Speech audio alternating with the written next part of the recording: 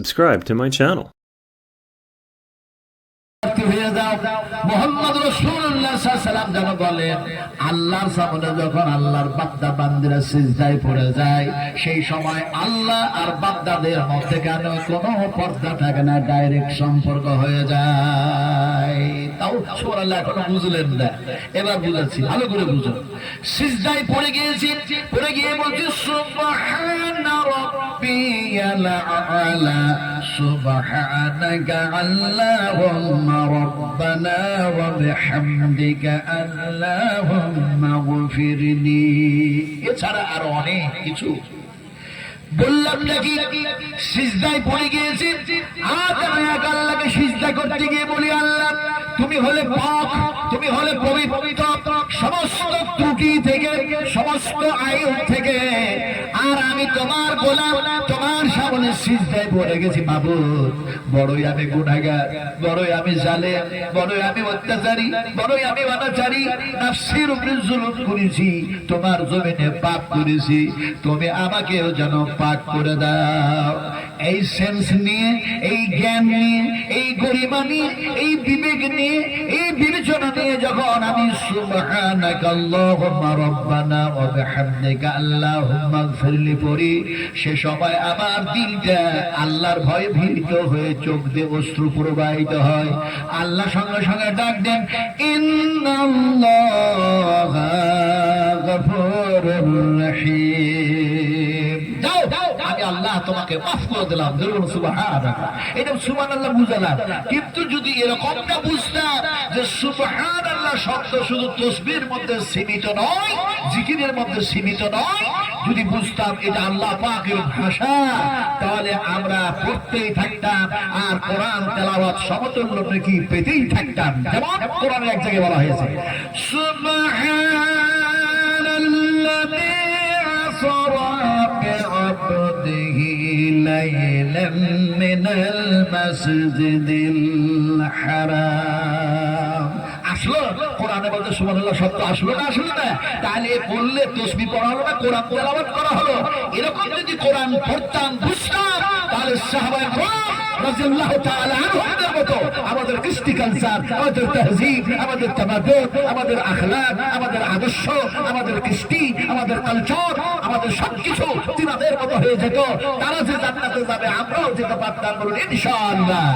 আফসোস কি বাত है, বুঝি দেয় মানুষ, বুঝেই দেয়, বুঝবি বা কেমন? এত কোরআন শুনে, এত হাদিস শুনে, এত আল্লাহ রাসূলের কথা শুনে, তারপরে মানুষের পরিবর্তন নাই।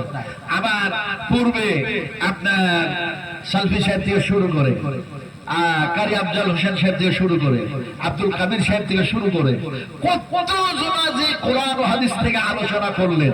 তো কোরআন কি হাদিস কি আপনারা আজকের নতুন শুনছেন না এর পূর্বে শুনেছেন? একটু কথা বলুন। এর আগে শুনেছেন না শুনেন নাই? এই শোনার পরেও আমাদের মধ্যে দারু পান করা অভ্যাস আছে না? না, সবার মধ্যে না থাকলেও গেঁজা ঘুষ খাই না, খাই না, খাই, সবাই না খেলে। এখন ব্যাপারটা হচ্ছে, এই যে এত কোরআন হাদিস শুনলেন, শোনার পর আমাদের পরিবর্তন আসলো না কেন? এর জবাব কিভাবে দিব? এর জবাব আল্লাহ কোরআনে দিয়েছেন। আমি সে কথা পরে বলছি। যুগটা হচ্ছে যান্ত্রিক সভ্যতার যুগ, যুগটা হচ্ছে সায়েন্সের যুগ, যুগটা হচ্ছে বৈজ্ঞানিকের যুগ, যুগটা হচ্ছে কম্পিউটারের যুগ, যুগটা হচ্ছে মোবাইলের যুগ, যুগটা হচ্ছে ঐতিহাসিকের যুগ। এখনকার যুগের মানুষেরা শুধু শুধু কোরআন বুঝবে না, যার জন্য যুক্তি দিয়ে তাদের বুঝায় মানুষের পরিবর্তন না আসার কারণটা কি। একটা এক্সাম্পল দিই, একটা এক্সাম্পলটা এরকম যে একটা খুব ফ্যাট মানুষ, খুব মোটা মানুষ, এখানে মোটা মানুষ থাকলে আবার দুঃখ টুকু করেন না। আমি একদিন হুগলি ডিস্ট্রিক্টে বক্তব্য রাখছি, আমার পাশে একজন মোটা মানুষ বসেছিলেন, তিনি সভাপতি। তো মোটা মানুষের এক্সাম্পল দিতে গিয়ে সভাপতি সাহেব বলছেন, আপনার চোখ কি আর কোনো দিকে গেল না? আমি মোটা মানুষ, আমার দিকে আসলাম। আমি তার জবাব দিলাম, সভাপতি সাহেব আপনি এত অসন্তুষ্ট আছেন কেন? এই যে শরীর আল্লাহ বানিয়েছেন, আমি খেয়েছি, আমাকে খাওয়াই কে? আপনারা বলুন তো, খাওয়াই কে? জোরে বললেন না? সত্য টত্য আছে নাকি? সত্য থাকতেই পারে। এই হাত দিয়ে খেলাম, এই হাত যদি কোনো রকম হয়ে যায় এই হাত দিয়ে খাবো, এই হাত যদি নষ্ট হয় স্ত্রী খাওয়াবে, বোন খাওয়াবে, মা খাওয়াবে, তারপরে তারা যদি নষ্ট হয় তাহলে পরে দেখা যায় এমনি করে গ্রামের মানুষ, পৃথিবীর মানুষ খাওয়াবে। কিন্তু আল্লাহ পাক বলছেন সমস্ত মানুষগুলো যদি আমি পঙ্গ করে দিই, প্রলয় শেষে পরিণত করে দিই, তাহলে তোমরা খাবে কোন হাতে? এবার বলো খাওয়াই কে? জোরে বলতে হবে, আরো জোরে বলুন, কে খাওয়ায়?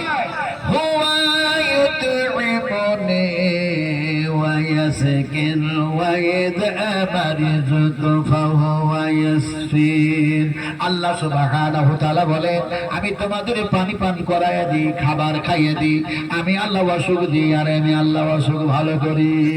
এবার জোরে বলতে হবে এগুলি কে করেন? আরো জোরে বলুন, কে করে? সভাপতি সাহেব বলো, সভাপতি সাহেব আল্লাহ তো শরীর মোটা বানিয়েছে, আপনি এত দুঃখ পাচ্ছেন কেন? আপনাদেরকে এক্সাম্পল দিয়েছিলাম যে একটা মোটা মানুষ, ফ্যাট মানুষ, তার শরীরের পরিবর্তন হচ্ছে না, উঠতে বসতে চলতে ফিরতে খুব কষ্ট হচ্ছে। এখন দেখা যায় মানুষটা এক ডাক্তারের কাছে গেছে, গিয়ে বললো স্যার আমি ফ্যাট হয়ে গেছি, মোটা হয়ে গেছি, আমার শরীরের পরিবর্তন কিভাবে আসবে একটু আপনি দয়া করে ওষুধ দেন আর সাজেশন দেন। ডাক্তার তার কথা শুনে জিজ্ঞেস করলো তুমি খাও কি যে এত মোটা হয়েছে? তুমি খাও কি? তো সে লোকটা বলছে সকালবেলা হলে আমি 8টা রুটি খাই। ডাক্তার বলছে সর্বনাশ, সকালবেলা হলে যদি 8টা রুটি খায়, দুপুর বেলা হতে তো অনেক দেরি, মনে হয় বেশি খাবে। তো ডাক্তার বললেন দুপুর বেলায় কটা খাও? বলছে 8টা খায়। বলে রাত হলে কটা খাও? বলছে 8টা খায়। আপনারা সব জ্ঞানী মানুষ বসে আছেন, হিসাব করে বলুন তো 3 8 রুটি খেলো কয়টা? 24টা। আমাকে আব্দুল কাবির বলছিল আজকে গতকালকে যে একজন বক্তা রুটি খেয়েছে 36টা। কথা বুঝেন কি? কিন্তু আমি যা এক্সাম্পল দিচ্ছি এটা হচ্ছে 24টা। এখন আপনারা হিসাব করে বললেন তো ঠিক 24টা। ডাক্তার বললেন বাবা তোমার শরীরে যদি পরিবর্তন আনতে হয় তাহলে পরে খাবারের অঙ্ক কিছুটা কমায়া দাও। ফ্যাট মানুষ বলল স্যার আমি খাবো কটা আর কমাবো কটা? ডাক্তার বললো 24টার মধ্যে 12টা রুটি বাদ দাও, 12টা খাও। এখন শুধু 12টা রুটি খাই, তারপরে পরিবর্তন হয় না। দ্বিতীয়বার আবার ডাক্তারের কাছে গেছে, বিনয় বিনয় আজিজিকে সারি করে বললো স্যার আমার কোনো পরিবর্তন নেই, একটু ভালো করে ওষুধ দেন, সাজেশন দেন। ডাক্তার বলে খাচ্ছ কয়টা? বলে আপনার কথা মোতাবেক 12টা রুটি খাচ্ছি। ডাক্তার বললো ওই 12টা রুটি থেকে আরো 6টা কমায়া দাও, শুধু 6টা খাও। এখন শুধু 6টা রুটি খাই, তারপরে পরিবর্তন নেই, শরীর যেমন কাজ তেমন হয়ে আছে। তৃতীয়বার আবার ডাক্তারের কাছে গেছে, ডাক্তারকে গিয়ে বললো স্যার কোনো পরিবর্তন একটু ভালো করে বলুন না, কি করব? ডাক্তার বললেন তুমি 6টা রুটি খাচ্ছ না বেশি খাচ্ছ? বলে আপনার কথা মোতাবেক একেবারে 6টার বেশি রুটি খাই না, সত্য কথা বলছি, মিথ্যা কথা বলি না। ডাক্তার বললেন সত্য কথা বলো, সত্য কথা বলো, তুমি রুটির সংখ্যা কমিয়েছো না আটার সংখ্যা কমিয়েছো? কোনটা করেছো? তো ফ্যাট মানুষটা বলছে স্যার আমি তো খেতাম 24টা রুটি, কিন্তু রুটির সংখ্যা কমাতে কমাতে 6টা রুটি খাই ঠিক, কিন্তু এর পূর্বে যে 24টা রুটি খাচ্ছিলাম ওই 24টা রুটিতে যত কেজি আটা লাগে সব আটা ওই 6টা রুটিতে দিয়ে খেয়েছি। ডাক্তার বললেন বেওকুফ কোথাকার, তাহলে আমার সাজেশন কোথায় মেনেছিস? তুই তো সব আটা সব রুটি খেয়েছিস, তোর পরিবর্তন আসবে কি করে? আমাদের অবস্থা তাই হয়েছে।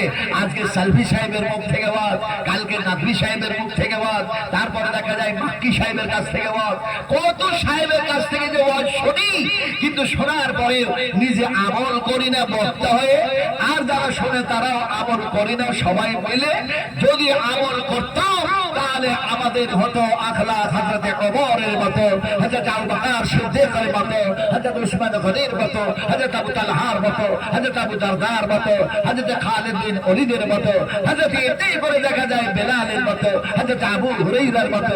আমাদেরও যেন ঈমান হতো, আমাদের পরিবর্তন আসতো, যেহেতু কোরআন দিয়ে বিশ্বনবী মুহাম্মদ রাসূলুল্লাহ সাল্লাল্লাহু আলাইহি ওয়াসাল্লাম যেন মানুষের মধ্যে এক আলোড়ন সৃষ্টি করেছিলেন। আল্লাহ পাক তা দিয়ে তাদেরকে হিদায়াত করেছিলেন, তাদের জীবনের পরিবর্তন এসেছিল। আমাদেরও সেই জীবনের পরিবর্তন আনতে হবে। আজকে কবরস্থান উপলক্ষে ঠিক যেন জলসার যেন আয়োজন করা হয়েছে, এই কথা ঠিক নাকি বিদেশি বলো না? এই কবরস্থান উন্নতি কল্পে জলসার আয়োজন করা হয়েছে, কিন্তু কবরকে লক্ষ্য করে আমরা কতবার কিনেছি? বিশ্বাস করুন আল্লাহর কসম দিয়ে বলি, আমি নাজনে আলা যখন দেখলাম বিশ্ব নবী মুহাম্মদ সাল্লাল্লাহু আলাইহি ওয়াসাল্লাম যে জায়গায় শুয়ে আছেন, সেই রাসূলের কাছে গেলাম, বিশ্ব নবীর যেন সেই মাজারে চলে গেলাম, সেই কবরের কাছে চলে গেলাম। আর আল্লাহ রাসূল যে জায়গায় শুয়ে আছেন তার পাশে হযরত ওমর আবু বকর শুয়ে আছেন। এইবারের কথা বলছি, এই তো 3 জুলাই আসলাম, আল্লাহ পাক নিয়ে আসলেন আমরা স্বামী স্ত্রী দুইজনকে। এবং সবাই বিশ্ব নবী মুহাম্মদ রাসূলুল্লাহ সাল্লাল্লাহু আলাইহি ওয়াসাল্লাম যে জায়গায় শুয়ে আছেন, হযরত ওমর আবু বকর যে জায়গায় শুয়ে আছেন, নবী সাহেব বলেছেন, বুখারী শরীফের হাদিস, আমার মিহরাব থেকে আমার মিম্বার পর্যন্ত এটা হলো জান্নাতের টুকরা, এটা হলো জান্নাতের টুকরা, এটা হলো জান্নাতের টুকরা, এটা হলো রিয়াদুল জান্নাহ, রিয়াদুল জান্নাহ, এটা হলো রিয়াদুল জান্নাহ। আমি সেই জান্নাতের মধ্যে আমি নবী শুয়ে আছি। বিশ্বনবী মুহাম্মদ রাসূলুল্লাহ সাল্লাল্লাহু আলাইহি ওয়াসাল্লামের সেই জান্নাতের মধ্যে 2 রাকাত নামাজ পড়লাম, একটি যেন দোয়া করলাম, সকলের জন্য দোয়া করলাম। কবর দেখতেছি বলে যেন দোয়া না করতে ভুল হবে না। হযরত ওমর আবু বকরের কবর দেখতেছি, আর দেখা যায় এদিকে যেন এমনি করে জান্নাতুল বাকিয়াত, ওদিকে 10,000 সাহাবী যেন শুয়ে আছে, তার মধ্যে উম্মাহাতুল মুমিনিন মা আয়েশা সিদ্দিকা রাদিয়াল্লাহু তাআলা আনহা শুয়ে আছে, হযরত উসমান গনি রাদিয়াল্লাহু তাআলা আনহু শুয়ে আছে। সকলের কবর দিকে লক্ষ্য করে কাঁদতে লাগলাম। জান্নাতের মধ্যে কাঁদি আর বলি, আল্লাহুম্মা গফির লানা ওয়া লিল মুমিনিনা ওয়াল মুমিনাত ওয়াল মুসলিমিনা ওয়াল মুসলিমাতিল আহইয়া ওয়াল আমওয়াত। একটু জোরে আমিন বলুন, একটু বলুন আমিন। সেই জায়গায় চোখের পানি কাউরি কন্ট্রোল হবে না। কবর দেখলে রাসূলুল্লাহ কেঁদেছেন, বিশ্বনবী কেঁদেছেন, হযরত উসমান গনি কেঁদেছেন, ইত্যাদি ইত্যাদি। কিন্তু দেখা যায় সেখানে কাঁদতেই থাকলাম। হাদিস মনে পড়ে গেল। কি মনে পড়ল? আল্লাহর হাবিব বলেছেন, বিশ্ব নবী বলেছেন, এই জান্নাতুল বাকিয়া থেকে এখান থেকে যেন 70,000 মানুষ, 70,000 মানুষ তারা যখন জীবিত উঠবে, আল্লাহ পাক জীবিত করে উঠাবে, তাদের মধ্যে 70,000 মানুষ বেহিসাব জান্নাতে চলে যাবে। সুবহানাল্লাহ পড়ে, এর জন্য সুবহানাল্লাহ। আল্লাহ পাক সেই কথাই বলছেন, মিনহা খালাকনাকুম ওয়া ফিহা নুঈদুকুম। আপনারা কি বিরক্ত হচ্ছেন নাকি? আমি কোরআন ছাড়া আওয়াজ জানি না, অত গজল টজল গায়ে আমি সবাই নষ্ট করতে পারবো না। কথা বুঝতে পেরেছেন না? পারেন না, রাগ করেন আর দুঃখ করেন, ডাকেন আর চাই ডাকেন, দাওয়াতে তোর পরোয়া নাই ইনশাআল্লাহ। সারা জীবন এই কোরআনের তাফসীর করতে করতে জীবনটা কাটলো, এই 70 বছরের বুড়ো হয়ে গেলাম।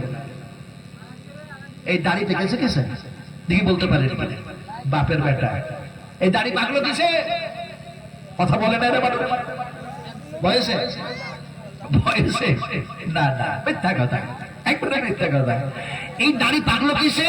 বুখারী শরীফের হাদিস, আল্লাহর কসম খেয়ে বলছি, উম্মাহাতুল মুমিনিন মা আয়েশা সিদ্দিকা রাদিয়াল্লাহু তাআলা আনহা জিজ্ঞেস করেন, ইয়া রাসূলুল্লাহ, আপনার বয়স হয়ে গেছে বুঝি, যার কারণে আপনার দাড়িগুলো থেকে সাদা হলো, মাথার চুলগুলো সাদা হয়ে গেল থেকে। আল্লাহর রাসূল বললেন, আল্লাহ আয়েশা, আমার মাথার চুল মুখের দাড়িগুলি বয়সের কারণে পেকে সাদা হয়ে যায় নাই, এই দাড়ি পেকেছে, মাথার চুল পেকেছে কিয়ামতের চিন্তা করতে করতে। আমাদের দাড়ি পাকলো দুনিয়ার চিন্তা করতে করতে। হাইরে মানুষ, হাইরে মানুষ। আচ্ছা আপনারা বলুন তো, বুড়ো মানুষের দোয়া কবুল আগে হয় না যুবকদের দোয়া কবুল হয়? যুবকদের, ওই যে নবী সাহেব বলেছেন যে যুবকের যৌবন কালে যে ইবাদত করে সেই ইবাদত আল্লাহর কাছে বেশি পছন্দনীয়, সেই হিসাবে বললেন তো। কিন্তু ওই যৌবন কালটা আমিও পার করে এসেছি, ইনিও পার করে এসেছেন, ঠিক কিনা আপনারা বলুন। কিন্তু যুবকের ইবাদত আল্লাহর কাছে পছন্দ, কিন্তু দোয়া কবুল হয়েছে একটা বুড়ো মানুষের। সুবহানাল্লাহ, একটা বুড়ো মানুষের দোয়া কবুল হয়ে গেল। দোয়া যেমনি কবুল হওয়া সঙ্গে সঙ্গে তিনি আনন্দে আনন্দিত হয়ে আল্লাহর প্রশংসা করতেছেন। সুবহানাল্লাহ, এত বুড়ো মানুষ, একেবারে বুড়ো থুরথুরে মানুষ, গালের চামড়া যেন চামড়া গুলি জড়ো সড়ো হয়ে গিয়েছে, এমনি করে হাতের চামড়াগুলি জড়ো সড়ো হয়ে গিয়েছে। বুড়ো মানুষটা যা দোয়া করলো দোয়া কবুল হয়ে গিয়েছে, আর খুশি দাঁতখানা হয়েছে, আল্লাহর প্রশংসা শুরু করেছে। প্রশংসা যা করলো আল্লাহর, যা যেমনি করে দেখা যায় প্রশংসা করতে গিয়ে যা বলেছেন আল্লাহ পাক তা কোরআনের মধ্যে কোট করে দিলেন। বুড়ো মানুষটা খুশিতে আনন্দে আনন্দিত হয়ে বলল, আলহামদুলিল্লাহিল্লাযী ওয়াহাবানি আলাল কিবারি ইসমাঈলা ওয়া ইসহাক। সুবহানাল্লাহ। হযরত ইব্রাহিম আলাইহিস সালাম তিনি বুড়ো মানুষ, তিনি দোয়া করেছিলেন আমাকে সন্তান দাও, রব্বি হাবলি মিনাস সালিহিন। আল্লাহ সুবহানাহু ওয়া তাআলা তাকে সন্তান দান করলেন, হযরত ইসমাঈল, হযরত ইসহাক। আর তিনি খুশিতে আটখানা হয়ে বলছেন, আলহামদুলিল্লাহিল্লাযী ওয়াহাবালি আলাল কিবারি ইসমাঈল ওয়া ইসহাক। সুবহানাল্লাহ। কার দোয়া কবুল হলো? যুবকদের না বুড়ো? मुझे मंजूर नहीं है कि मैं तेरी शिकायत करूं, बात ही से बात निकल आती है तो मैं क्या करूं। কুলের কথা খুলে বলার ইচ্ছা করে না, কিন্তু তারপরেও বলতে ইচ্ছা না করলেও রেমন নাই, জিভা কন্ট্রোল করতে পারছি না। আপনাকে বুঝাই, আমাদের যে দাড়ি পাগলো দুনিয়া করতে করতে, আর নবীর দাড়ি চুল পাগলো কিয়ামতের চিন্তা করতে করতে। আয়াত পড়েছি কিনা খালাকনাকুম, আমি ইনশাআল্লাহ তার তাফসীর করব। তাফসীর কাসীর, তাফসীর হুসাইনি, তাফসীর মারফুল কোরআন, তাফসীর বুজুল কোরআন, তাফসীর আসানুল বায়ান, তাফসীর দোকান, তাফসীর কাসাম, এছাড়াও অনেক তাফসীর আছে। বিভিন্ন তাফসীর কারকেরা বিভিন্ন ভাবে তাফসীর করেছেন। এখন এই কোরআন এই হাদিস আপনাদের সাথে যদি আলোচনা করতে যাই, তাহলে এই রাত শেষ হবে, দিন শেষ হবে, সপ্তাহ শেষ হবে, মাস শেষ হবে, বছর শেষ হবে, মানুষের হায়াত শেষ হয়ে যাবে, আমত হয়ে যাবে। তারপর আল্লাহ এবং আল্লাহ রাসূলের আলোচনা শেষ হবে না। সুবহানাল্লাহ। সংক্ষিপ্ত আলোচনা করব। যেহেতু আমার বলে আব্দুল করিম আসবে, কথা বুঝেন কি? আসার পরে বলবে এইটা জয়ীফ, এইটা মওযূ, কথা বুঝেন কি না? এইটা করো না, সেইটা করো না, এইটা করা চলবে না, ওইটা করা চলবে না, কথা বুঝেন কি না? এখন ব্যাপার হচ্ছে কোরআন আর হাদিস ছাড়া, সহিহ হাদিস ছাড়া কোনটাই করা চলবে না। সবটাই করা যাবে যেটা সহিহ হাদিসের সাথে এবং কোরআনের সাথে খাপ খেয়ে যাবে। আল্লাহ এবং আল্লাহ রাসূল যা বলেছেন সেটাই আমাদের তার উপরে জীবন বাস্তবায়ন করতে হবে ইনশাআল্লাহ। এই মানুষরা ইনশাআল্লাহ বুঝে না, ইনশাআল্লাহ বুঝে না। এক লোক নামাজ প্রেমিক, নামাজ প্রেমিক। এখন নামাজ প্রেমিক বলে এ শুধু নামাজ বুঝে, কিন্তু নামাজ যে কোন জায়গায় করতে হবে এটা তো বুঝতে হয়। গয়া কাশি গেছে, গয়া কাশি, গয়া কাশিতে গিয়ে মাজার টাজার ঘোরার পর নাউযুবিল্লাহি মিন যালিক, বাজারে কাছে গিয়ে কেউ চাওয়া যায়? পীরের কাছে গিয়ে কিছু চাওয়া যায়? কবরের কাছে গিয়ে কিছু চাওয়া যায়? আমরা চাইবো কার কাছে? একটু জোরে কথা বলো। ঈমান যদি ঠিক থাকে একটু জোরে কথা বলতে হবে। কার কাছে চাইবো? উদুনি আস্তাগফির লাকুম। আল্লাহ সুবহানাহু ওয়া তাআলা বলছেন, তোমরা আমাকে ডাকো, তোমাদের ডাকে সাড়া দেব, তোমরা আমার কাছে চাও, আল্লাহ আমি তোমাদের সমস্ত অভাব মোচন করে দেব। সুবহানাল্লাহ। এক মানুষ কি করেছে, এখন ওই সব মাজার টাজার ঘোরার পর দেখা যায় এতে গেছে, ওই মন্দিরে গেছে, গয়াকাশী মন্দিরে। মন্দিরে গিয়ে দেখছে আজান হচ্ছে, যেহেতু নামাজ প্রেমিক, আজান শুনতে পেয়ে ও মন্দিরের ভিতরে নামাজ শুরু করে দিয়েছে। এখন নামাজ যখন শুরু করেছে তো ওই মন্দিরের পণ্ডিতেরা এসে তাকে ধরেছে, তুমি মন্দিরটাকে নাপাক করে দিলে, অপবিত্র করে দিলে নামাজ পড়ে। সে তখন দেখছে এই তো ভারী মুশকিলে পড়েছি, পুলিশ এসছে, বিশৃঙ্খলা হচ্ছে বলে পুলিশ এসছে। এমন সময় পুলিশ বললো কি হয়েছে, বলে এই নামাজ পড়ে মন্দির নাপাক করে দিয়েছে। পুলিশ তাকে তাদের হাত থেকে মার থেকে বাঁচার জন্য তাকে অ্যারেস্ট করছে। তখন ওই মুসলমানটা বলছে, কত নামাজ বুঝে ভালো করে বুঝেই দেয়, ওই জন্য সে বলছে, স্যার আপনি আমাকে অ্যারেস্ট করবেন না, যদি এই মন্দিরে নামাজ পড়ার কারণে মন্দির নাপাক হয়ে থাকে তাহলে পরে আমি মুসলিমদের পাড়াতে বাস করি, আমার গ্রামে ঢোকার সময় একটা ঈদগাহ আছে, ওই ঈদগাহে গিয়ে এই হিন্দুরা গিয়ে যেন হনুমান 40 পাঠ করে নেবে, তাহলে বদলাল্লাহ হয়ে যায়। কেমন বুঝে?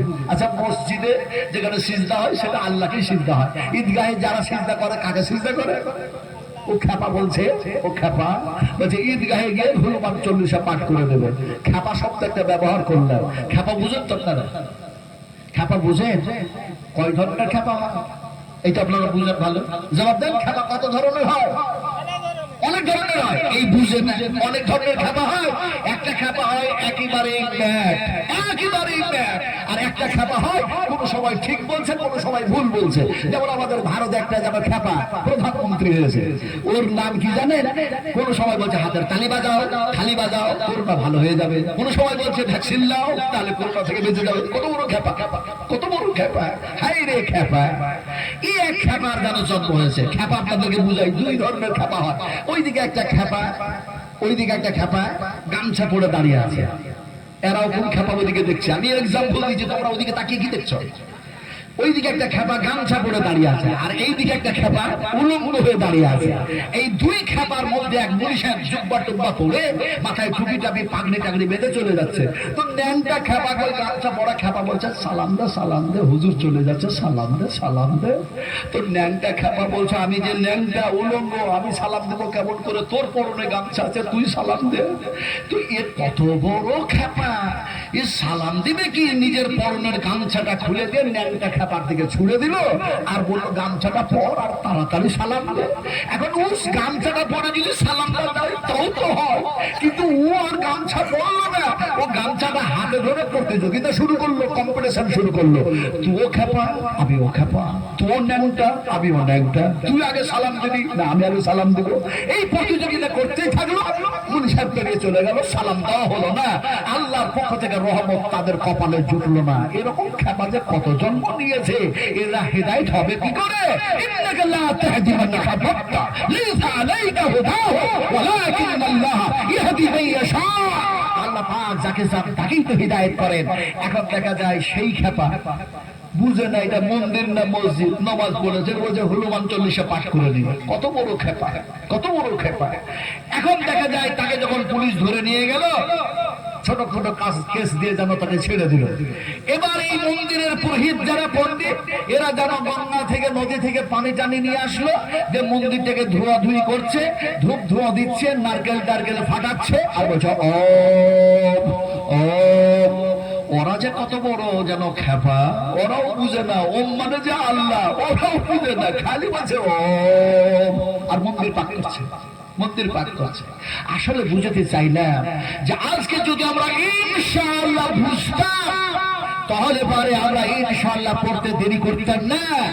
ইনশাআল্লাহ রাসূল আকরাম সাল্লাল্লাহু আলাইহি সাল্লাম বলেছেন, তোমরা যখন কাজের প্রথমে বিসমিল্লাহ এবং কাজ কালকে এই করব, কালকে মকই লাগাবো, ভুট্টা লাগাবো, আগামী কাল এই বাজারে যাব, এই কাজ করব, ইনশাআল্লাহ যদি পড়ে নাও, সেই কাজ করতে গিয়ে যতই জটিল হোক, যতই কঠিন হয়ে যায়, সেই কাজকে আল্লাহ পাক সহজে পরিণত করে দেয়। ইনশাআল্লাহ পড়ার কারণে আল্লাহ পাক যেন সেই কাজ সহজ করে দেন, রাসূলুল্লাহ বলেছেন। আর যেন দেখা যায় ইনশাআল্লাহ যতবার পড়বেন কোরআন তেলাওয়াত করা হয়ে যাবে, নেকি পেয়ে যাবেন। রাসূলুল্লাহ বলেছেন কোরআন তেলাওয়াতকারী তেলাওয়াত করে যা নেকি পায়, কোরআন শ্রবণকারীরাও তার সমতুল্য নেকি পেয়ে থাকে, রহমত বর্ষণ হয়ে যায়। এখন যদি আমরা সবাই ইনশাআল্লাহ পড়ি, কোরআন তেলাওয়াত করা হয়ে যাবে, ফলে আমরা যাতে ভালো আমলকারী হতে পারি। ইনশাআল্লাহ পড়া লাগবে। একটু জোরে বলুন ইনশাআল্লাহ, একটু জোরে বলুন ইনশাআল্লাহ। কোরআন পড়লাম, কোরআনের মধ্যে যেমন এসছে ইনশাআল্লাহু মিনাস সাবিরিন ফালাম্মা আসালামা ওয়া তাল্লাহু লিল জাবিন ওয়া নাদাইনাহু আইয়া ইব্রাহিম। আমি পারলাম না এর তর্জমা করতে, লম্বা হয়ে যাবে, অনেক বড় শায় নজরুল এসছে, অনেক বড় ঘটনা। আসলে বলতে চাইছিলাম যে আমরা কবর ব্যাপারে উন্নতি কল্পে জালসা করেছি, কবর দেখি নাই। রাসূলুল্লাহ সাল্লাল্লাহু আলাইহি ওয়াসাল্লাম কবর দেখলেন। আরে সাহাবায়ে কেরামেরা সব রাসূলুল্লাহ সাল্লাল্লাহু আলাইহি ওয়াসাল্লাম যে কবর দেখলেন আর কান্না করছিলেন। আমি রাসূলুল্লাহ সাল্লাল্লাহু আলাইহি ওয়াসাল্লামের যে জায়গায় বক্তৃতা তিনি করেছেন, সেই বক্তৃতা, সেই জামানের রহমত, সেই পাহাড়ের উপরে চাপলাম আর চোখের পানি খুললে বললাম এইখানে বুঝি হয়তো নবীর পা পড়েছে, আমার রাসূলের পা এই জায়গায় পড়েছে। যে জায়গায় স্তম্ভটা আছে সেই জায়গায় একটু ঘুরলাম আর কাঁদলাম। আরে আমার রাসূল তো এই জায়গাতেই খুতবা দিয়েছিলেন। হাজ্জাতুল বিদা, হাজ্জাতুল বিদা, বিশ্ব নবীর জীবনের শেষ হজের বক্তৃতা জামানুর রহমতের উপরে হয়েছিল। হযরত আদম আলাইহিস সালাতু সালাম মা হাওয়ার দোয়া সেখানে কবুল হয়েছিল। যে জায়গায় তাদের মিলন হয়েছিল সেই জায়গা এখন ফাঁকা নাই, সেই জায়গার নাম হয়েছে মসজিদে নাবেরা। আল্লাহ পাক সেই জায়গা তো আমাকে নামাজ পড়া করিয়েছে, আমি অত কথা বলবো না। শুধু আপনাদের বলতে চাই, রাসূলুল্লাহ কবর দেখলেন, সাহাবায়ে কেরামেরা থমকে দাঁড়ালেন। রাসূল দাঁড়ালেন কেন, কাঁদছেন কেন? কান্না করা শেষ, রাসূলকে জিজ্ঞেস করলেন, ইয়া রাসূলুল্লাহ, ইয়া হাবিবাল্লাহ, নবীজি আপনি কার কবর দেখলেন আর কান্না করতে লাগলেন? নবী বললেন, শোনো সাহাবায়ে কেরামেরা, যার কবর দেখলাম আর আমি কান্না করলাম, দোয়া করলাম, এটা অন্য কাউরি কবর না, এটা হচ্ছে আমার মা, এটা আমার মা, এটা আমার মা আমেনার কবর। যে মা আমাকে দেখা যায় এরকম বয়সে, অল্প বয়সে ছেড়ে যেন বিদায় নিয়েছে, সেই মাকে কবর, মায়ের কবর দেখে আমি কান্না করলাম আর আল্লাহ পাকের কাছে আমি প্রার্থনা করলাম, দরখাস্ত করলাম। এখন আপনাদের বুঝাতেছিলাম কি, আল্লাহ পাক যেন বলছেন, মিনহা খলাকনাকুম ওয়া ফিহা নুঈদুকুম ওয়া মিনহা নুখরিজুকুম তারাতান উখরা। আল্লাহ পাক বলে, অবশ্যই আমি আল্লাহ তোমাদেরকে পানি মাটি বিভিন্ন কেমিক্যাল দিয়ে সৃষ্টি করলাম আর তোমাদের মেরে দিব। আমি আল্লাহ আবার যেন তোমাদেরকে ওই মাটি থেকে দুইবার জীবিত করে যেন উঠাবো, আর আমি আল্লাহ তোমাদের কাছে হিসাব নেব। হিসাব আমাদের কাছে কে নেবে? কতটা মাল, কতটা জমি, কতটা জায়গা, কতটা অর্থ ইত্যাদি ইত্যাদি দিল কে, কিভাবে আনলে, তার হিসাব আমি আল্লাহ দেব। নেবে না নেবে না? এই নেবে না নেবে না? আল্লাহ রাব্বুল আলামিন বলেন, আল-ইয়াওমা তুজজা কুল্লু নাফসিন বিমা কাসাবাত লা যুলমাল ইয়াওম ইন্নাল্লাহা সারিউল হিসাব। আমি কোনটা যে বলবো আজকে আপনাদের কাছে, ওয়াজ করব না আদায় করব? কোনটা যে করব? দেখ, আদায় করলে ভালো হয়। তার মানে ওয়াজের শেষ নাই, আলোচনার শেষ নাই, শোনার শেষ নাই, কিন্তু আমলের অভাব আছে। আছে না নাই ভাই? আমলের অভাব আছে না নাই? বলে আমি যা কিছু এতক্ষণ পর্যন্ত বললাম, আল্লাহর কসমকে বলছি, আপনারা শুধু শোনাই নাই, আমি যা বলেছি আমার কাঁধে ফেরেশতা আছে, তারা সব লিখে নিয়েছে। জরুর সুবহানাল্লাহ, আরো জরুর সুবহানাল্লাহ। ইয ইয়াতালাক্কাল মুতালাকিয়ান আনিল ইয়ামিন ওয়া আনিস শিমাল মা ইয়ালফিযু মিন কওলিন ইল্লা লাদাইহি রাকীবুন আতীদ। ফলে আমি আপনাদের সামনে ওয়াজ করছি, এটা না, আমি বলছি আল্লাহ, কেউ যদি হিদায়াত না হয় ওয়াজ শোনার পরে, আমি ওয়াজ করছি, তুমি তো আমাকে হিদায়াত করো। আগে আমি তো নিজে বেঁচে যাই, তারপরে অন্যদেরকে বাঁচার ব্যাপারটা আছে, সেটা করব। তুমি আমাকে তো বাঁচাও। ফলে আপনাদের কাছে সঙ্গে করে নিয়ে বলছি, অসংখ্য এখানে মালাইকা, অসংখ্য ফেরেশতা এখানে আছে। আল্লাহর কসম খেয়ে বলি, বিশ্বাস করুন, ফেরেশতা ছাড়া জিনেরাও আছে। বক্তব্য শুনছে, জিনদের পাহাড় গেলাম আরবে, জানলেন, আমি সে কথা বলবো না। এখন কথাটা হচ্ছে যে সেখানে যাওয়ার পর সবকিছু দেখলাম। এখন জিনদের অবস্থাটা কোরআনের মধ্যে আলোচনা করা হয়েছে, সে ঘটনা আমি বলছি না। আসলে বলতে চাইছি, জিন আছে এখানে, ফেরেশতাও আছে এখানে, আর মানুষ আছে এখানে। এখন দেখা যায় এই জায়গাটাতে আমি নাজবে আলাপ হচ্ছে মুসাফির মানুষ, বহু দূরের মানুষ। পাকুড়ে আমার জন্ম, কিন্তু আমার পাকুড়ে আমি থাকি না। পাকুড় থেকে আরো 150 থেকে 200 কিলোমিটার দূরে কলকাতার দিকে। কথা বুঝলেন কিনে? আব্দুল কাদির ভাই আজকেই বলছিলেন আমাকে, আপনি আমার ওস্তাদ সমতুল্য মানুষ, আপনি এত লম্বা সফর করেন, কি করে করছেন? আগামীকাল আমাকে কানে কানে যে বলছিলেন, উনি বললেন, আমার মাদ্রাসায়, আমার অফিসে গিয়ে আপনি একটু আরাম করবেন। আগামীকাল জলঙ্গি সাগর পাড়া বাংলাদেশ বর্ডার। কথা বুঝুন কিনা? আগামীকাল। তো উনি বলছেন যে আমি, যদি আপনি যান তাহলে আমি অফিসে অবশ্যই ফোন করে দেব যে শেখ নাজমুল আলম সাহেব যাচ্ছেন, ফলে তোমরা যথাযথ তার সম্মান করো, তিনি ওস্তাদ মানুষ। তো যাক, আমি বললাম ফোনে কথাবার্তা হবে ইনশাআল্লাহ, এখন থেকে আপনি ইনফরমেশন করবেন না। ফলে বলতে চাইছিলাম, আমি মুসাফির মানুষ। এই হাত দুটো দেখুন আমার, এই হাত দুটো আল্লাহর কসমকে বলছি, আল্লাহকে বলেছিলাম, আল্লাহ তোমার নবী বলেছেন এই গেটে হাত দিয়ে যা দোয়া করবে, দোয়া কবুল হয়ে যাবে।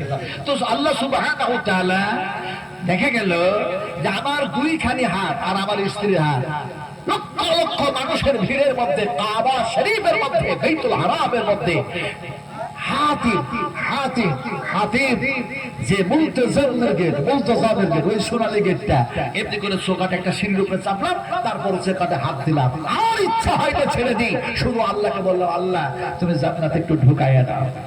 আর এই আল্লাহ তুমি এমনি করে আলো আওলা পৃথিবীর মুসলিম মুসলিমাদেরকে এখানে আসার তৌফিক দান করে দাও। ওই হাতটা, এই হাত, আপনাদের এখানে যতগুলো মানুষ পড়ে আছে অবস্থান উপলক্ষে আমার হাতে বেশি কিছু নয়, আমি জানি না আপনাদের কাছে আছে কি নাই, আপনারা পারবেন আমার হাতে একটা করে 1000 টাকা দিতে? মাত্র 3টা মানুষ পারবেন? তার আব্বার জন্য দোয়া করব, তার আব্বার জন্য দোয়া করব, আল্লাহর কসম দিয়ে বলছি সেই দোয়া করব যে দোয়াটা রাসূলুল্লাহ দিয়েছে, আর দোয়াটা বুখারী শরীফের মধ্যে কোট করে দেওয়া হয়েছে। ইমাম বুখারী রাহমাতুল্লাহ আলাইহি সে দোয়াটা নিয়েছে, ওই দোয়াটা আমি দেব ইনশাআল্লাহ। কেউ যদি বলতে এখন নেই কাজ